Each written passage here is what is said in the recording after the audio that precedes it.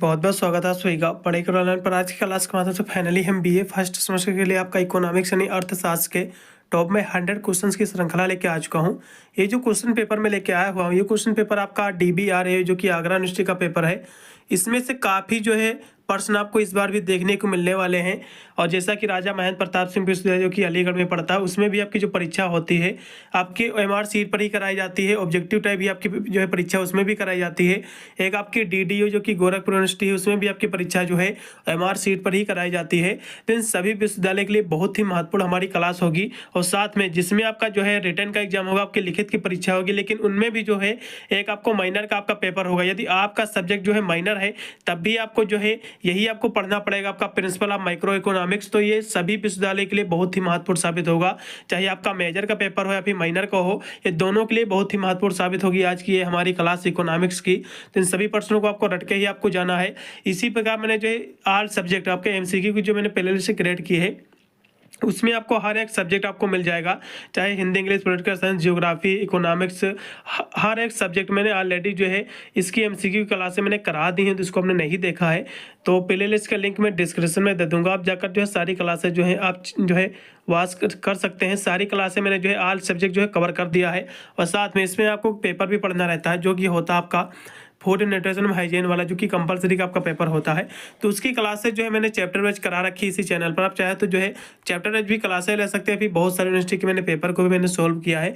आप चाहे तो जो है आप बहुत सारे यूनिवर्सिटी के जो पेपर मैंने सोल्व किया है, हो सकता है आपकी विश्वविद्यालय के मैंने पेपर सोल्व किया हो, तो आप जो है अपने जाकर जो है एक दो वीडियो देख दिए जाते हो पेपर के जो मैंने सोल्व किया है, एक ही वीडियो देख के जाते हो अपना एग्जाम देने, तो आप अच्छे नंबरों से पास हो पाओगे। वैसे तो उसमें नंबर आपके जोड़े नहीं जाते कंपलसरी के, लेकिन पास होना बहुत ही अनिवार्य रहता है। चलेगा, ज़्यादा समय ना गवाते हुए हम सीधे बीए प्रथम सेमेस्टर इकोनॉमिक्स यानी अर्थशास्त्र के मैं टॉप 100 क्वेश्चंस की श्रृंखला पर आज जो है मैं चर्चा करूंगा, जिससे कि हम प्रश्नों को देखेंगे। इसमें आपको जो पढ़ना पड़ेगा, इसमें आपको जो सूक्ष्म जो है अर्थशास्त्र का प्रिंसिपल आपको पढ़ना पड़ेगा। ठीक है, चलेगा। 2 घंटा आपका दिया जाएगा समय सभी यूनिवर्सिटी में, और 75 नंबर का आपका पूरा पूरा आपका पेपर आएगा।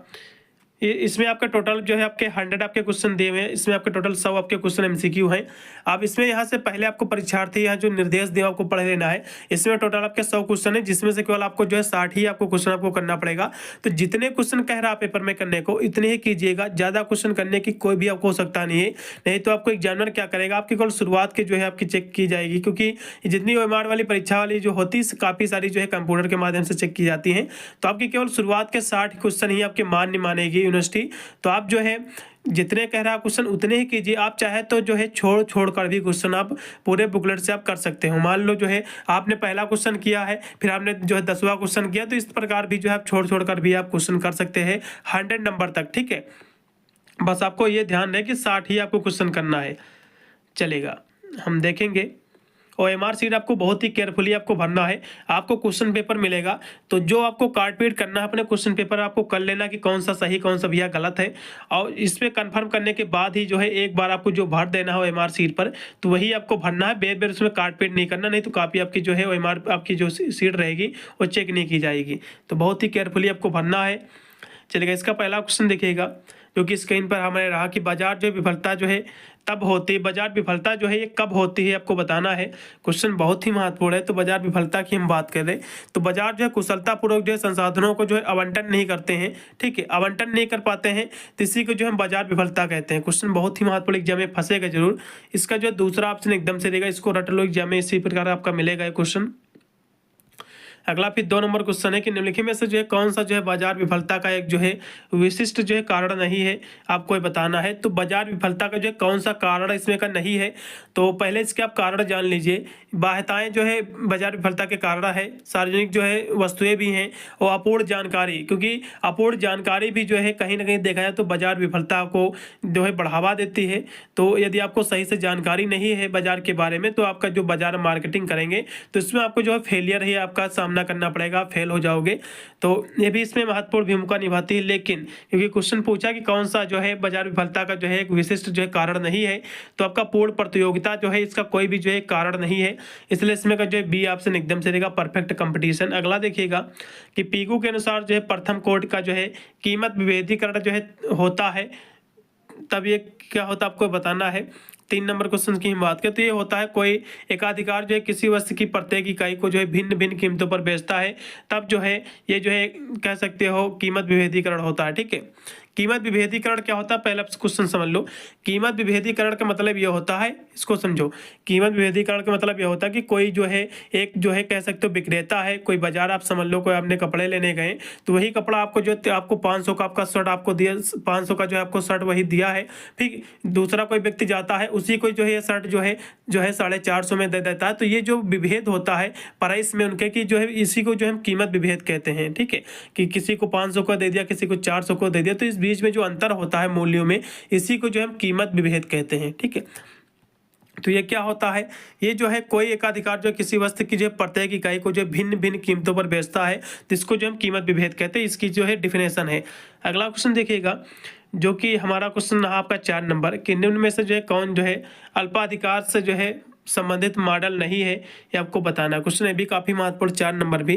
तो कौन जो है अल्पाधिकार से जो है संबंधित मॉडल नहीं है, ये आपको जो है बताना। 4 नंबर की हम बात करें तो अल्पाधिकार से संबंधित कौन कौन से मॉडल पहले समझ लो। तो कोरने का जो है दायित्व अधिकार, ये भी मॉडल जो है अल्पाधिकार से संबंधित है। कीमत नेतृत्व मॉडल भी इसी से संबंधित है। और जो है लनोबिस मॉडल, ये भी जो इसी से संबंधित है। लेकिन जो खेल आपका जो गेम थ्योरी है इससे संबंधित नहीं है, इसलिए इसमें का तीसरा ऑप्शन एकदम सही रहेगा। अगला देखिएगा कि फर्म का जो है प्रबंधीय जो है मॉडल प्रस्तुत किया है। तो फर्म का जो है प्रबंधीय जो मॉडल है इसको जो है किसने प्रस्तुत किया है आपको बताना। 5 नंबर की हम बात करें तो इसको जो है बोमल ने किया है। किसने किया है, बोमल ने किया है। इसका जो है बी ऑप्शन एकदम सही का बोमल। अगला देखिएगा कि निम्नलिखित में से जो है कौन सा जो है एक कीमत नेतृत्व का जो है प्रकार नहीं है, ये आपको बताना। तो कीमत नेतृत्व का प्रकार नहीं है आपको बताना है। 6 नंबर क्वेश्चन की हम बात करें तो वैसे तो प्रधान फर्म द्वारा कीमत नेतृत्व, नीचे के जितने भी दिए हुए 3 ये जो है कीमत नेतृत्व के प्रकार हैं। लेकिन कम लागत वाली फर्म जो है द्वारा जो है कीमत नेतृत्व, ये जो है इसका कोई भी प्रकार नहीं है। इसका जो है 6 नंबर का पहला ऑप्शन एकदम सही रहेगा। अगला देखिएगा कि विलियमसन के अनुसार प्रबंधकों का जो उपयोगिता फलन जो है किन तत्वों पर जो है निर्भर करता है, आपको बताना है। 7 नंबर की हम बात करें तो ये जो है वेतन और जो है मैत्रिक परिश्रमिक के जो है अन्य रूप में भी निर्भर करता है। कार्य कर्मचारियों की संख्या पर भी निर्भर करता है। प्रबंध जो है शिथिलता पर भी जो है निर्भर करता है, इसलिए आप डी लगाइएगा उपरोक्त सभी पर। अगला क्वेश्चन भी आपका 8 नंबर है कि फर्म में जो है व्यवहारवादी सिद्धांत के प्रवर्तकों में जो है शामिल नहीं है। तो इसमें कौन जो है शामिल नहीं है इसके प्रवर्तकों में। तो फर्म के जो व्यवहारवादी जो सिद्धांत के प्रवर्तक हैं आपके, ए जो है साइमन इसके प्रवर्तक है, आर.एम. सीटे भी हैं और जे.सी. आपका जो है मार्च, ये तीनों जो इसके जो है प्रवर्तक है। लेकिन जो आपका आर.एल. जो मॉरिस है ये जो है इसके कोई भी जो है प्रवर्तक नहीं इसके सिद्धांत के, इसलिए इसमें का डी ऑप्शन एकदम से रहेगा। अगला देखिएगा कि फर्म के जो है व्यवहारवादी सिद्धांत के अनुसार एक फर्म का जो है उद्देश्य होता है। तो एक फर्म का जो है उद्देश्य क्या होता है आपको ये बताना है। तो एक फर्म का जो उद्देश्य होता है ये होता है अधिक लाभ जो है अधिकतम जो है लाभ अधिकतम करना। क्या होता है, लाभ जो है अधिकतम करना होता है। इसका पहला ऑप्शन एकदम से रहेगा, यानी जो है मैक्सिमम प्रॉफिट, इसका पहला ऑप्शन सही रहेगा। अगला फिर 10 नंबर क्वेश्चन आपके स्क्रीन पे कि उत्पाद में जो है योगदान के लिए श्रम को दिया जाने वाले प्रशोतक के लिए शब्द का प्रयोग जो है किया जाता है। तो उसके लिए जो है मजदूरी शब्द प्रयोग करते हैं। ठीक है, अगला देखो कि भूमि के जो है मालिक को जो है भुगतान किया गया जो है धन जो है ये किसका उदाहरण है आपको बताना है। तो ये जो उदाहरण है ये किस धन का उदाहरण है ये आपको बताना है। 11 नंबर की हम बात करें तो ये जो है आर्थिक लगान का उदाहरण है। किसका है, इकोनॉमिक्स आपका जो कि रेंट होता है इसको हम आर्थिक लगान कहते हैं। इसका डी ऑप्शन सही रहेगा। अगला देखो भूमि उत्पादन का एक ऐसा साधन है, भूमि उत्पादन जो है एक ऐसा साधन है जिसकी पूर्ति जो है कैसी होती है। तो इसकी पूर्ति जो है पूर्णतया बिलोचदार होती है। ठीक है, ये क्वेश्चन एग्जाम में फंसेगा। इसका दूसरा ऑप्शन एकदम से रहेगा, बिलोचदार होती है पूर्णतया।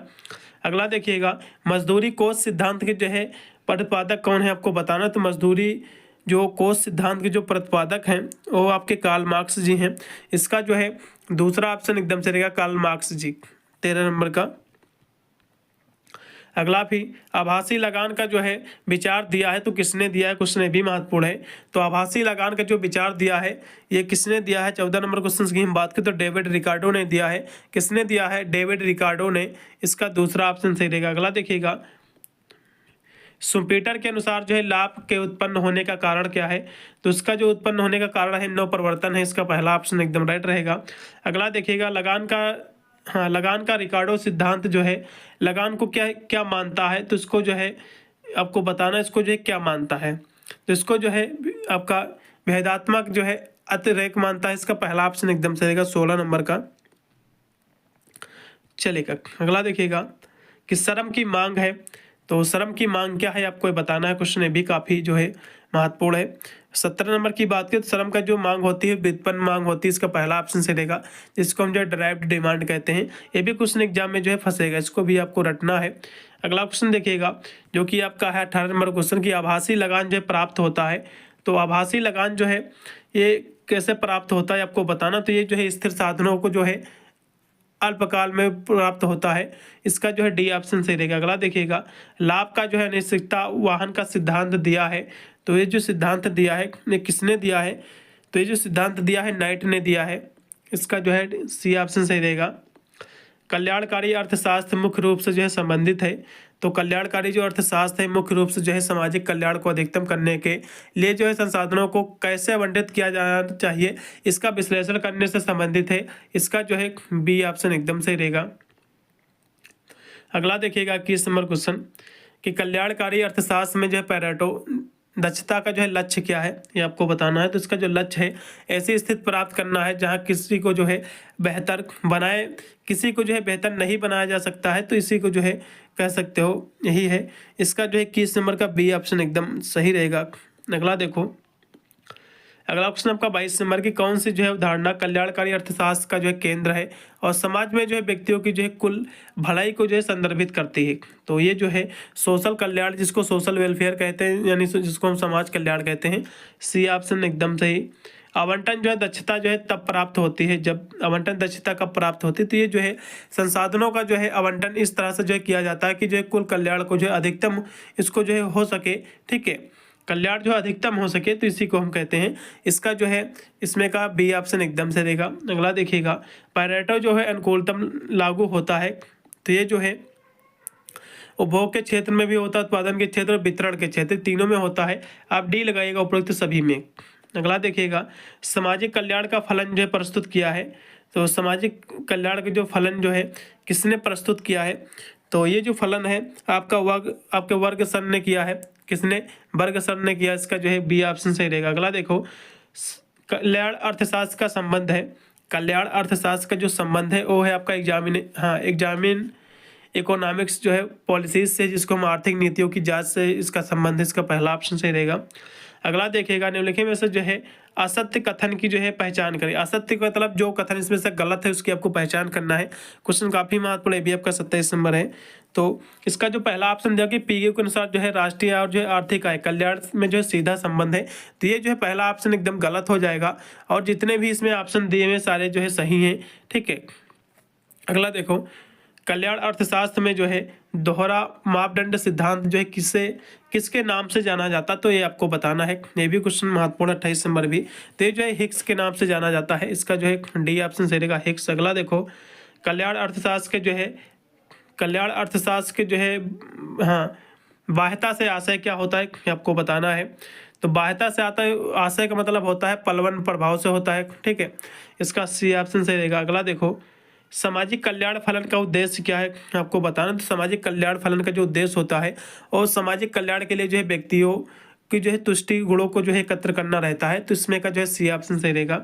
अगला देखो आवंटन जो है कुशलता की जो है प्राप्ति हेतु कौन सा बाजार जो है सर्वाधिक उपयुक्त जो है समझा जाता है, तो उसको जो है हम कहते हैं परफेक्ट कंपटीशन, ठीक है, या फिर जो है अल्पाधिकार कहते हैं, या फिर जो एकाधिकार कहते हैं। क्वेश्चन कह रहा है कि आवंटन कुशलता के जो प्राप्त है तो कौन सा बाजार जो है सर्वाधिक जो उपयुक्त समझा जाता है।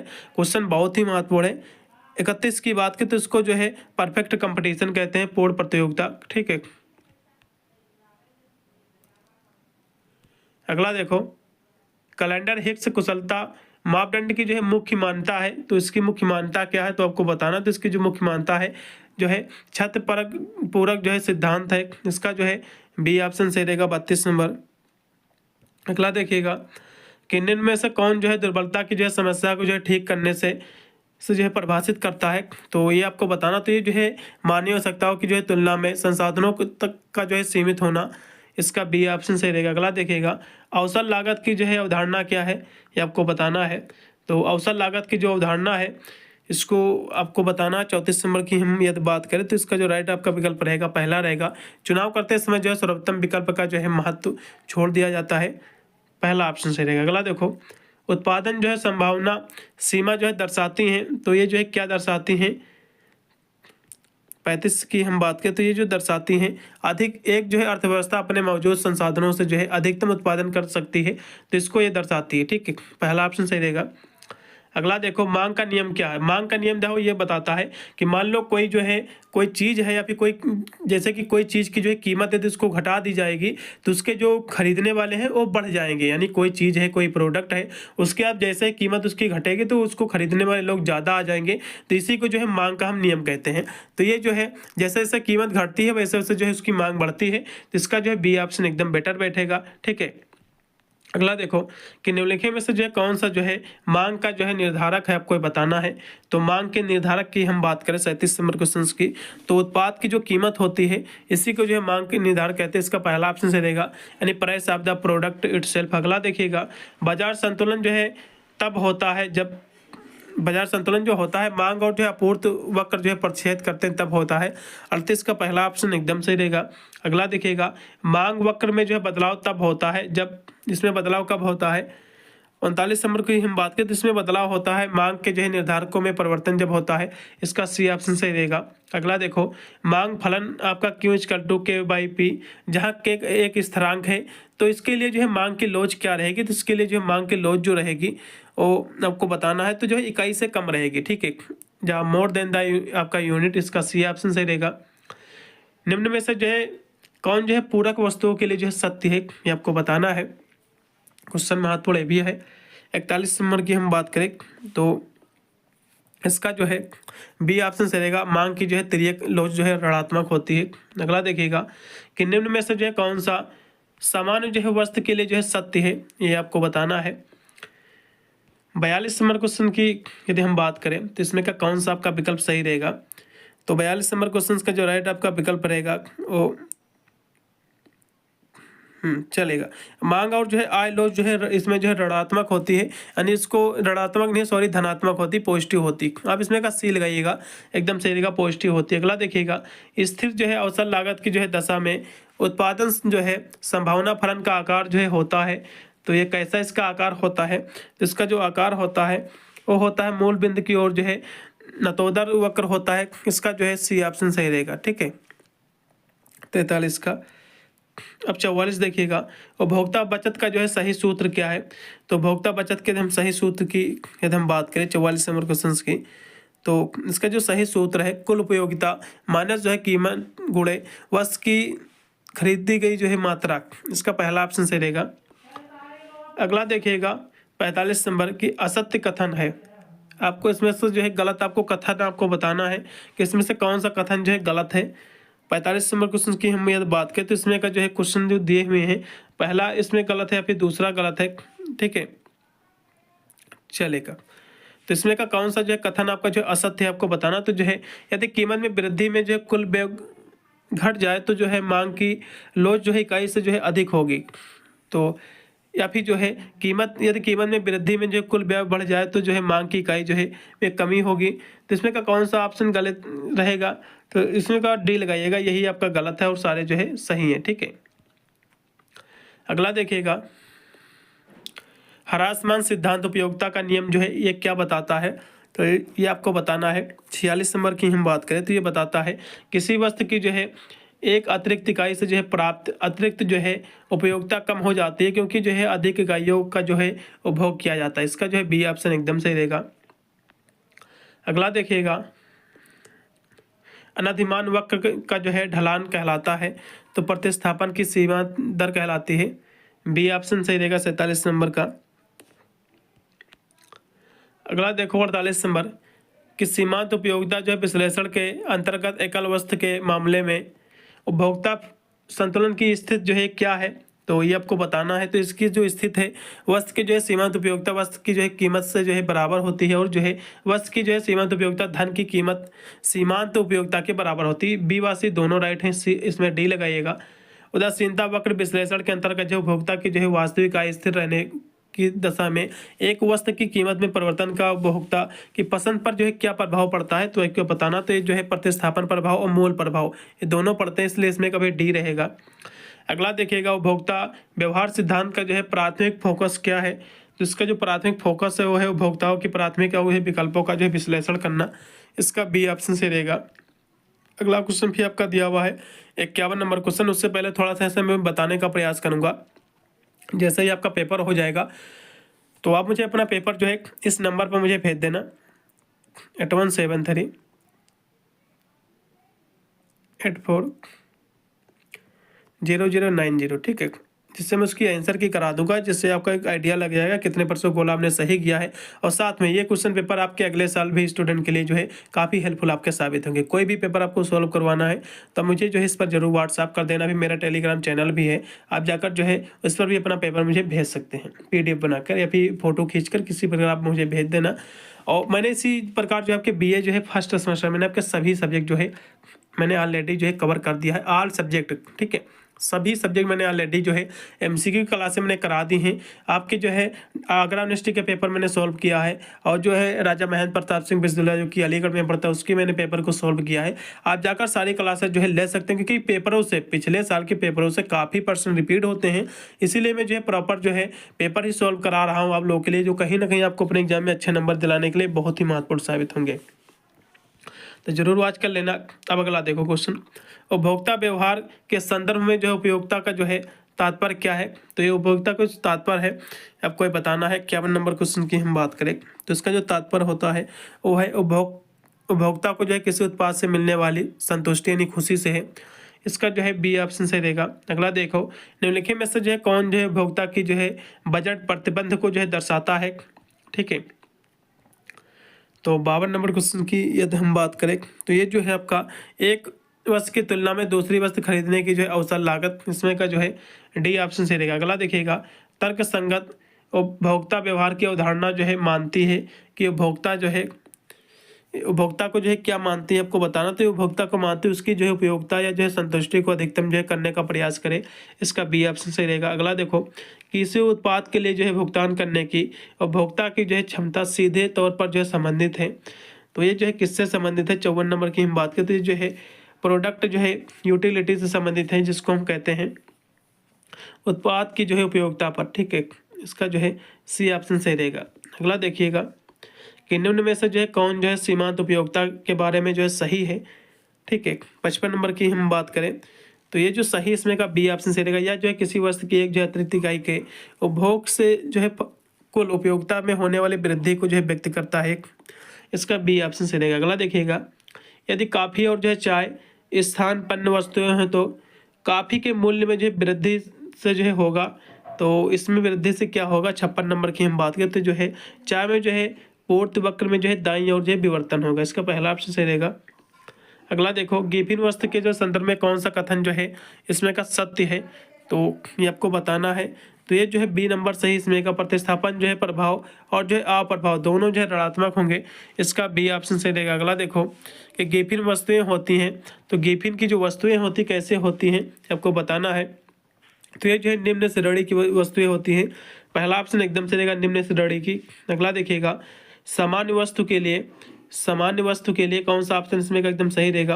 59 की हम बात करें तो सामान्य वस्तु के लिए जो है इसमें का बी ऑप्शन लगाइएगा। आय जो है भोग वक्र जो है यानी जो है धनात्मक ढाल का एक जो है कीमत उपभोग वक्र जो है ऋणात्मक ढाल का होगा, इसमें का जो बी ऑप्शन सही रहेगा। अगला देखिएगा,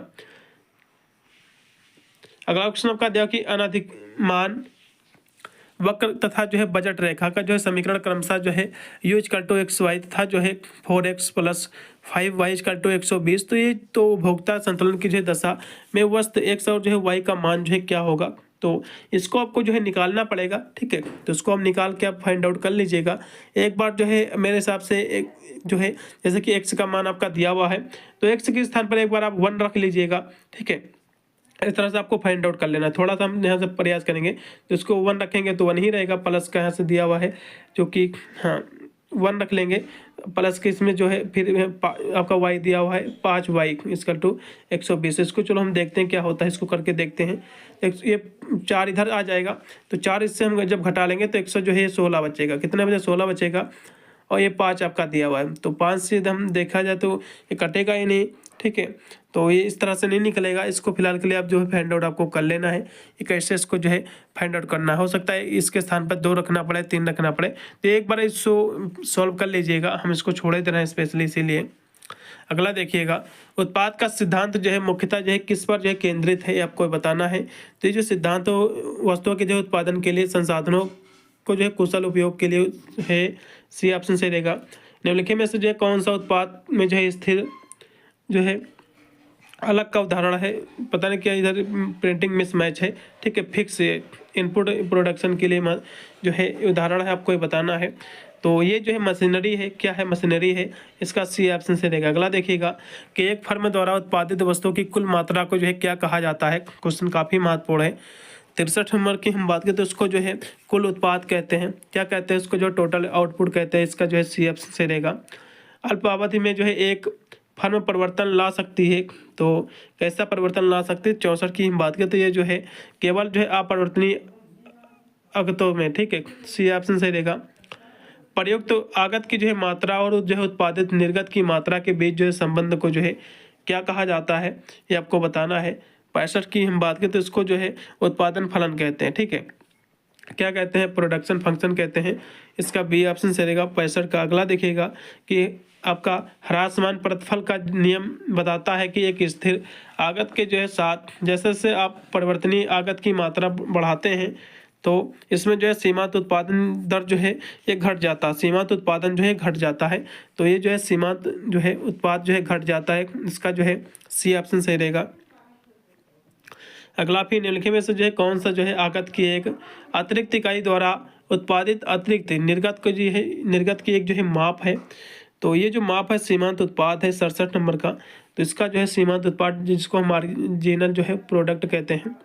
अगला देखिएगा दीर्घकालीन आपका औसत लागत वक्र जिसको हम LRAC को जो है इस रूप में जो है वर्गीकृत किया गया है। तो इसको जो है कैसे जो है वर्गीकृत किया गया है, तो इसको जो है लिफाफा या जो आवरण के रूप में, ठीक है। इसका आवरण के चक्कर में डी ऑप्शन सही रहेगा। फिर अगला क्वेश्चन आपका कि वह बिंदु जहां सीमांत लागत सीमांत आय के बराबर होती है तो वह जो है समानता संबंधित होती हैं। तो ये जो किससे संबंधित होती हैं? तो ये जो संबंधित होती हैं ये ब्रेक इवन बिंदु से होती हैं। इसका जो है सी ऑप्शन सही रहेगा। अगला देखिएगा कि अल्पावधि में जो है जब औसत परिवर्तनीय लागत जो है बढ़ रही होती है तो जो है औसत तो सीमांत लागत के बारे में क्या अनुमान जो है लगाया जा सकता है। तो ये आपको बताना 70 नंबर की हम बात करें तो इसमें का बी ऑप्शन सही रहेगा। सीमांत लागत और जो है परिवर्तनीय लागत से अधिक होता है, ठीक है। अगला देखो कुल लागत में जो है कौन सी जो है लागत शामिल नहीं है, तो ये आपको बताना। तो कुल लागत में जो है व्यक्ति लागत, स्थिर लागत और परिवर्तनीय लागत ये तीनों शामिल है, लेकिन अव्यक्ति ये लागत जो है इसमें शामिल नहीं है, इसलिए इसमें का बी ऑप्शन सही रहेगा। अगला देखो अगला क्वेश्चन भी आपका जो है 72 नंबर क्वेश्चन जो कि आपके स्क्रीन पे रहा कि निम्नलिखित में से कौन सी जो है परिवर्तनीय लागत का जो है उदाहरण है, तो आपको बताना है। 72 नंबर की हम बात करते जो है कच्चे माल की जो है कीमत जो कि इसमें का जो है सी ऑप्शन से रहेगा। अगला देखिएगा उत्पत्ति जो है वृद्धिमान नियम के बारे में जो है कौन सा कथन जो है असत्य यानी जो है गलत है, आपको बताना है। तो इसमें का कौन सा कथन जो है गलत है 73 नंबर की यदि हम बात करें। इसमें का जो पहला ऑप्शन दिया हुआ है कि श्रम की जो है सीमांत उपयोगिता में जो है निरंतर वृद्धि होती है और उसकी जो है सीमांत उत्पादकता जो है औसत उत्पादकता से कम होती है, तो यही गलत है और सारे सही इसमें हैं। अगला देखो अल्पकालीन उत्पादन फलन में जो है ऋणात्मक प्रतिफल की जो अवस्था है, तो ये कैसी अवस्था है, तो ये आपको बताना है। 74 नंबर की यदि हम बात करते जो है तृतीय अवस्था है, कौन सी है? आपकी थर्ड आपकी स्टेज है। अगला देखिएगा पैमाने के प्रतिफल का संबंध जो है तो इसका प्रतिफल का संबंध जो है किससे है, तो ये जो है दीर्घकालीन जो है उत्पादन फलन से, इसका बी ऑप्शन से रहेगा। यदि संसाधनों में जो है 10% की वृद्धि करने पर उत्पादन में 10% की वृद्धि जो है हो तो पैमाने का प्रतिफल जो रहेगा भैया स्थिर रहेगा। जाहिर सी बात है 10% की तरफ वृद्धि करने पर उत्पादन में यदि 10% की पैमाने में वृद्धि होगी तो जाहिर सी बात भैया स्थिर ही रहेगा, जितनी वृद्धि है उतनी ही तो रहेगी। इसका जो है पहला ऑप्शन से रहेगा।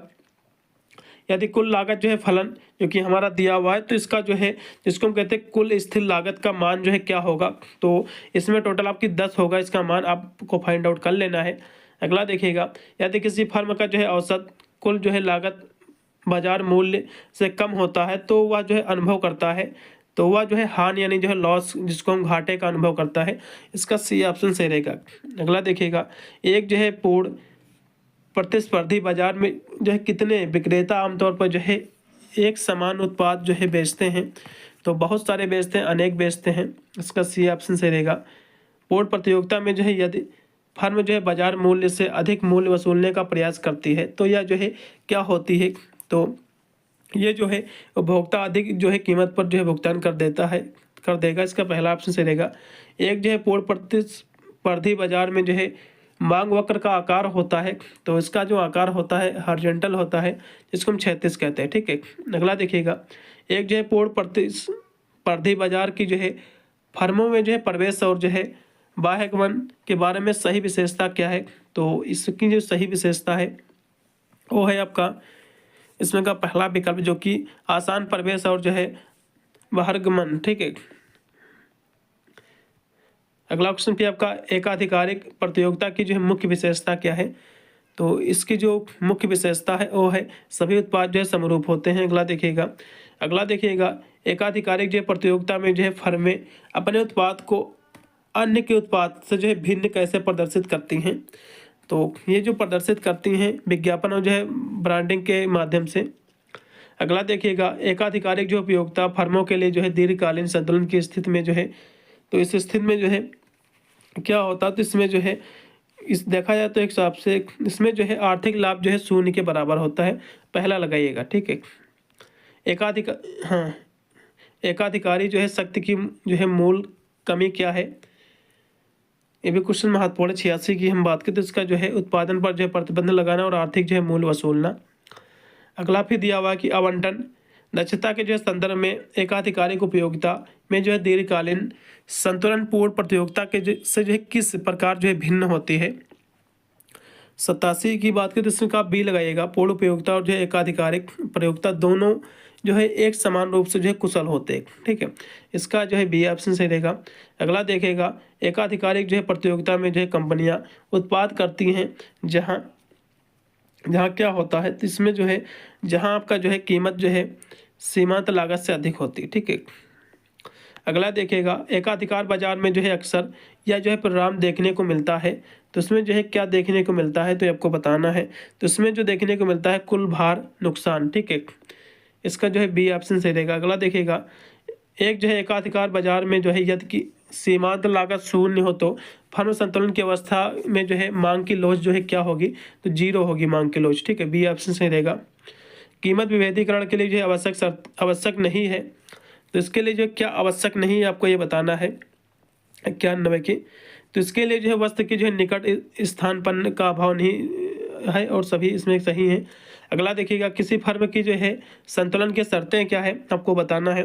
92 नंबर की हम बात करें तो उसके लिए जो है सीमांत आय और जो है सीमांत लागत पारस्परिक बराबर हो, यही जो है महत्वपूर्ण पहला ऑप्शन सही रहेगा। पूर्ण प्रतियोगी बाजार की जो है विशेषता नहीं है, ये आपको बताना है। तो इसकी जो है कौन सी विशेषता नहीं है, तो ये जो है क्रेता विक्रेताओं का जो है सीमित स्वीकार होना, ये इसकी विशेषता नहीं है। अगला देखिएगा, अल्प अधिकार की जो है विशेषता क्या है, क्वेश्चन भी महत्वपूर्ण 94 की बात करें तो इसकी जो विशेषता है वो है बाजार की शक्ति वाली जो है अन्योन से फर्में। ठीक है, इसका जो है सी ऑप्शन सही रहेगा। एक अल्प अधिकार में जो है कंपनियां अक्सर जो है संलग्न होती हैं, तो ये कैसे संलग्न होती हैं। 95 नंबर की हम यदि बात करें तो इसमें का जो राइट आपका विकल्प रहेगा वो रहेगा आपका कपट संधि में, पहला ऑप्शन सही रहेगा। अगला देखिएगा कि कुंचित जो है मांग वक्र जो है ये मॉडल जो है किससे संबंधित है, तो जो मॉडल संबंधित है आपका अल्प अधिकार से संबंधित है, इसका जो है सी ऑप्शन सही रहेगा अल्प अधिकार। अगला देखिएगा, अल्प अधिकार कंपनियां पारस्परिक जो है आश्रित हैं, जिसका जो है अर्थ है कि जो है कीमत और मात्रा के संबंध में उनके निर्णय जो है प्रभावित होते हैं। तो उनके निर्णय जो है कैसे प्रभावित होते हैं, तो उनके निर्णय जो है उद्योग के जो अन्य फर्मों के व्यवहार से प्रभावित होते हैं। इसका सी ऑप्शन सही रहेगा। बिक्री जो है अधिकतमीकरण सिद्धांत जो है बताता है कि कंपनियां का लक्ष्य जो है अधिकतम करना है। तो क्या अधिकतम करना, तो लाभ को अधिकतम करना है। इसका ए ऑप्शन सही रहेगा। अगला देखिएगा कि बिक्री जो है अधिकतम करण जो है सिद्धांत मानता है कि बिक्री जो है राजस्व में हुई वृद्धि है। तो ये जो है किसको मानता है, तो 99 नंबर क्वेश्चन की यदि हम बात करें तो ये जो है हमेशा जो है अधिक लाभ की ओर जो है ले जाता है, इसको मानता है। ठीक है, इसका पहला ऑप्शन सही रहेगा। अगला फिर लास्ट में क्वेश्चन आपका दिया हुआ है कि बिक्री अधिकतम करण का प्रयास करने वाली कंपनियां जो है स्वीकार करने को जो है तैयार हो सकती हैं। तो क्या स्वीकार करने को तैयार हो जाती है, तो ये जो है कम कीमतें और जो है अधिक बिक्री के लिए। ठीक है, इसका बी ऑप्शन सही रहेगा। पूरा मैंने पेपर सॉल्व कर दिया। इसमें टोटल आपके 100 क्वेश्चन थे। यदि और कोई आपको पेपर सॉल्व करवाना तो मुझे अपना पेपर जरूर भेज देना। ठीक है, और इसकी सारी क्लासें मैंने ऑलरेडी करा दी हैं। आप जाकर सारे जो है इसी प्रकार वीडियो वॉच कर सकते हैं। मिलता हूँ उन वीडियो के लिए, तब तक सभी को thank you for watching this video.